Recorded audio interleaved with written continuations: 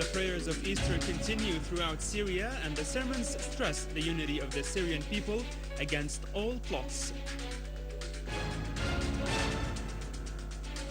Under the slogan of National Popular Reconciliation, the meeting of Syrian and Arab tribes concludes in Latakia. And the terrorist acts of the armed gangs escalate, and weapons and explosive devices are confiscated in Hama and Daraa.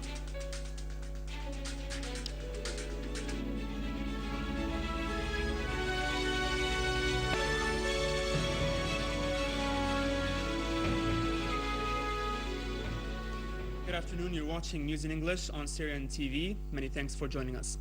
Upon the invitation of the Chinese Foreign Minister, Foreign and Expatriates Minister Walid al-Muallim pays a two-day official visit to China to discuss means of bolstering bilateral relations and the mission of the UN envoy.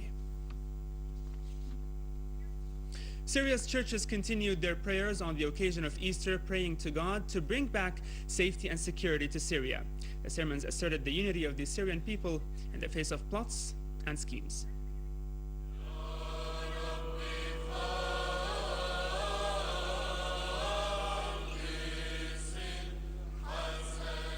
A mass rally was held in the Mariamite Cathedral of the Roman Orthodox in Damascus, led by His Beatitude Ignatius IV Hazim, Patriarch of Antioch and the Orient. He invoked God's mercy on the souls of the martyrs of Syria. He also prayed to God to protect Syria's people and leader. He added Syria's churches prayed in Easter to see love and peace prevail in the homeland that has long enjoyed security and safety.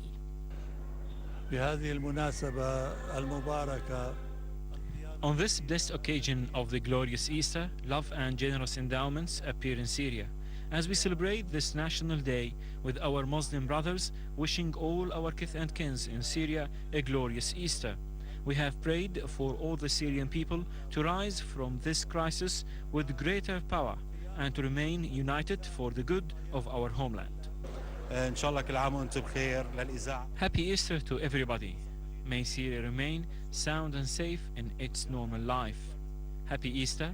May Syria remain safe and return to be the land of good and security for everybody. Happy Easter. I hope to see the end of this crisis. Syria is the land of peace and freedom. Happy Easter. May this crisis end soon. As you can see, we are not afraid. We have celebrated Easter fearlessly. Syria's churches prayed this Easter to see love and peace prevail in our homeland, which has always enjoyed security and safety. The 11th meeting of Syrian and Arab tribes concluded its work in the governorate of Latakia under the slogan of National Popular Reconciliation for building the renewed Syria. The meeting was attended by 1,000 figures representing various activities, in addition to delegations from Iraq, Jordan, and Lebanon. The participants affirmed that Syria's unique national unity foiled the agendas of Syria's enemies. They said this unity remains the compass during the stage of innovation and reform. They called for dialogue among various parties in order to overcome the current difficulties. They also pointed out that the tribes of Syria stand with their people and armed forces, defending the dignity and pride of their homeland against all plots. On the 66th anniversary of the evacuation of the French imperialists from Syria, the Popular Committee for the Liberation of the Golan issued a statement affirming that the evacuation was the fruit of the people's struggle and the natural results of the unity of our national forces. The statement renewed Syrians' commitment to their Syrian motherland and identity. It also asserted that the Syrian people would continue their struggle to liberate the occupied Golan.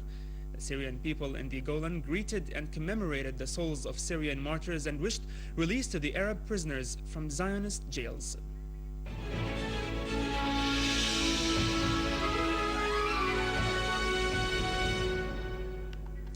The UN Secretary General Ban Ki-moon called upon the Syrian opposition today to cooperate completely in implementation of the plan of the United Nations Special Envoy to Syria, Mr. Kofi Annan. In a press conference in Brussels, the Secretary General said that the Syrian authorities should show the greatest amount of self-restraint. He also described the current ceasefire in Syria as fragile. In Haram and Idlib, terrorist groups attacked citizens, private properties, and law enforcement personnel. Their criminal attacks have led to the martyrdom of one of the law enforcement personnel and the wounding of 3 others, in addition to huge material damages. The armed terrorist groups escalated their crimes against civilians and law enforcement members. An armed terrorist group attacked law enforcement members in the city of Haram in Idlib Governorate at dawn yesterday, causing the death of 1 member and the injury of 3 others. A source at the governorate said that the terrorist groups opened fire on law enforcement members, killing Yusuf Dawood Qawaris and wounding 3 others. نحن نايمين بالتنتين ونص بالضبط سمعنا اطلاق نار. We have heard heavy shootings at 2:30. We went up the roofs. We didn't recognize first the source of the shooting. It was from all directions. This caused great scare among the people and the children. At 3:30 I went up the roof and I have seen on the Turkish borders Turkish cars turning their lamps on. We were shelled by mortars. We were targeted from the mountain. We heard explosions and a shell dropped in this place amid heavy shooting. نحن هون بمنطقة حارم كنا عايشين بأمان. We are the people of Harim. We were living in peace. We are not used to such conditions. At 2 o'clock we were attacked by strange hands. I do believe that they were foreign fighters with modern weapons such as shoulder-head weapons. These are the bullets shells. Meanwhile, a car loaded with explosives exploded in the city, targeting law enforcement members, but no casualties were reported. An informed source said that the car exploded after 3 terrorists parked it and fled, pointing out that the blast caused material damage. A terrorist gang kidnapped citizen Osama Nawaf Qaddour from Hama. 3 hours later, the gang telephoned his parents and told them that his dead body was in an empty house in Al-Rastan. The body was found maimed. In the refugee camp in Hama, a woman named Abir Hassan was found dead after a terrorist gang kidnapped her yesterday from her house in Al-Qusur quarter. She was killed with a bullet in the head. Another terrorist gang kidnapped First Sergeant Ali Al-Turk from the security forces also in Hama. Meanwhile, security forces found a factory to make explosive charges with large quantities of highly explosive materials in the quarries of Kufr Bihem to the west of Hama. In Abu al-Fida suburb in Hama, authorities seized in cooperation with the people of the neighborhood a factory to make explosive devices. It had chemical material and utensils to make explosives. The people confirmed that a blast occurred in the site and was followed by a movement by strange people. In Al-Maqla area in Hama Governorate, authorities found another factory to make explosive devices. Aluminum powder, weapons and ammunition were seized from the factory.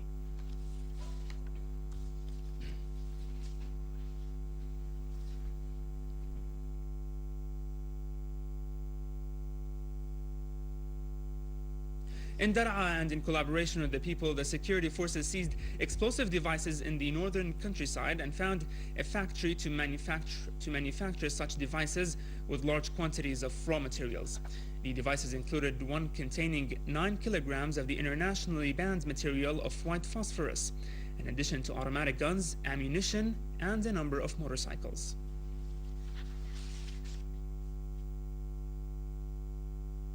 Well, we've reached the end of this news bulletin. For more news, log on to our website in English, syriaonline.sy. Next is economy news. Don't